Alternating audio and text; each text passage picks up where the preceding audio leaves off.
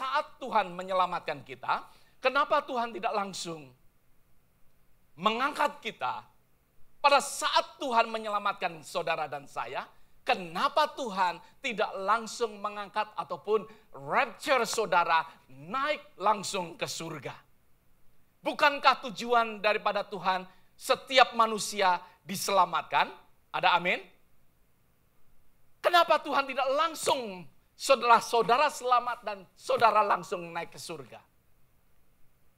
Jawabnya adalah sesuatu hal yang simple. Karena ada tugas di dalam kehidupan kita.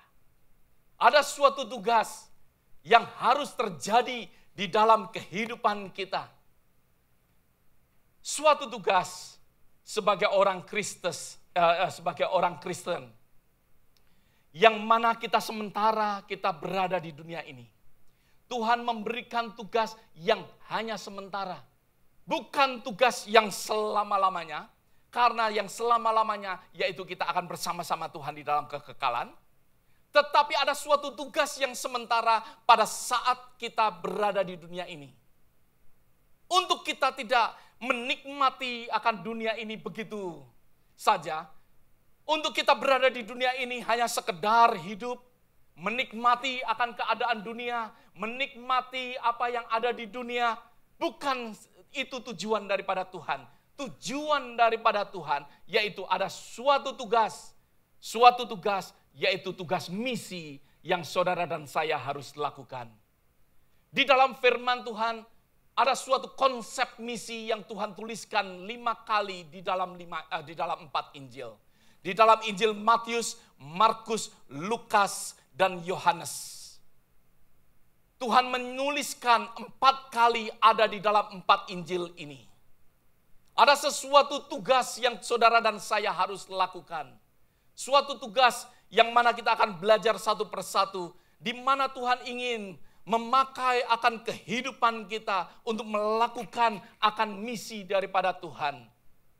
Untuk kita berada di dunia ada sesuatu tugas yang kita lakukan. Bukan kita mengalami sesuatu kenikmatan daripada dunia ini begitu saja.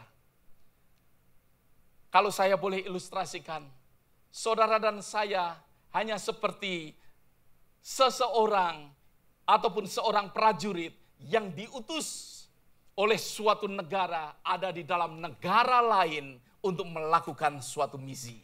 Sesuatu mission. Seperti seorang prajurit Amerika berada di Irak untuk mereka tidak hidup seperti orang di Irak ataupun mereka berada di Irak untuk menikmati akan kehidupan di Irak. Tetapi mereka dari Amerika pergi ke Irak ada sesuatu misi untuk adanya sesuatu pembebasan.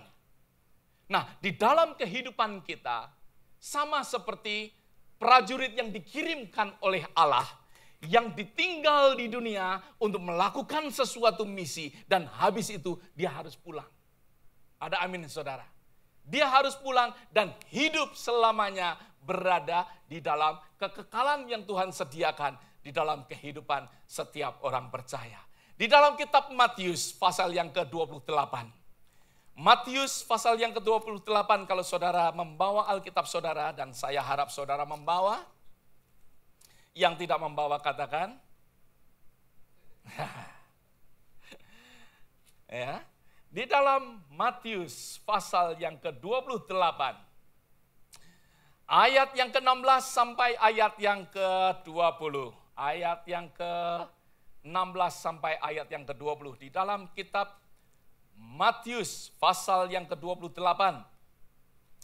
Ayat yang ke-16 sampai ayat yang ke-20. Dan ke-11 murid itu berangkat ke Galilea, ke bukit yang telah ditunjukkan Yesus kepada mereka. Mereka melihat dia, mereka menyembahnya, tetapi beberapa orang ragu-ragu. Yesus mendekati mereka dan berkata, "Kepadaku telah diberikan segala kuasa di bumi dan surga. Karena itu pergilah, jadikanlah semua bangsa muridku dan baptiskanlah mereka dalam nama Bapa, Anak, dan Roh Kudus. Dan ajarlah mereka melakukan segala sesuatu yang telah kuperintahkan kepadamu. Dan ketahuilah Aku menyertai kamu senantiasa sampai kepada akhir zaman. Ayat yang ke-20 kita mau lihat sebentar. Ajarkanlah mereka melakukan segala sesuatu yang telah kuperintahkan kepadamu.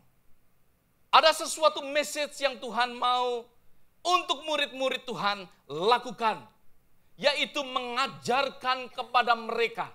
Mengajarkan kepada mereka apa yang diperintahkan oleh Allah untuk dilakukan di dalam kehidupan setiap orang yang mendengar akan perkataan daripada murid-murid Tuhan.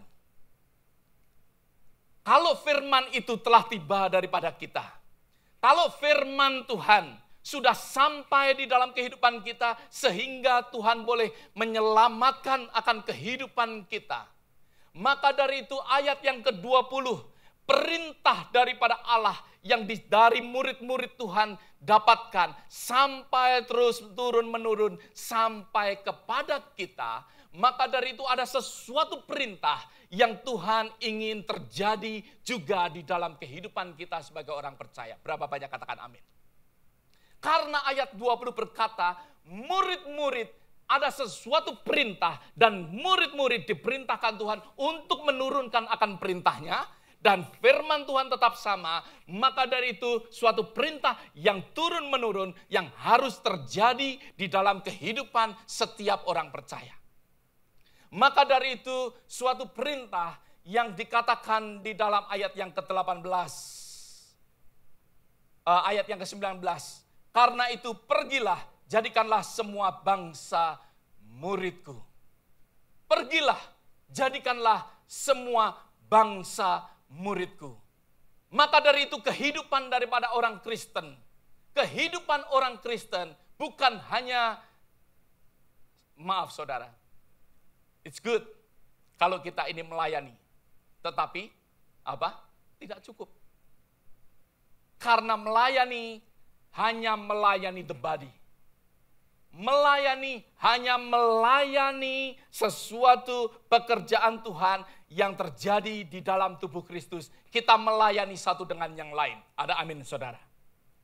Kalau saudara menyanyi di tempat ini, seperti Eva tadi menyanyi di depan, menyampaikan, membawa kita di dalam pujian dan lain sebagainya. Saya ada di tempat ini, menyampaikan akan firman Tuhan kepada saudara. Saya hanya melayani the body. Hanya melayani tubuh Kristus. Hanya melayani saudara-saudara seiman. Supaya saudara makin dikuatkan, pelayanan itu baik. Pelayanan itu harus dilakukan. Pelayanan itu harus terjadi di dalam tubuh Kristus. Setiap daripada kita mendapatkan berkat satu dengan yang lain. Karena satu orang dan yang lain melayani secara bersama-sama. Melayani satu dengan yang lain. Tetapi satu hal yang perlu untuk kita tahu di dalam kehidupan kita. Bahwa Tuhan mempunyai sesuatu tujuan untuk saudara dan saya pergi. Untuk saudara dan saya pergi untuk menyampaikan akan Injil Kristus. Untuk saudara dan saya untuk tidak tinggal hanya diam melayani satu dengan yang lain. Untuk kita tidak hanya sekedar berada duduk di gereja mendengar akan firman Tuhan. Nanti kita akan belajar terus. Tetapi Tuhan menginginkan untuk terjadi di dalam kehidupan kita. Yaitu adanya sesuatu tugas di mana Tuhan ingin memakai saudara dan saya untuk menyampaikan akan Injil Kerajaan Allah.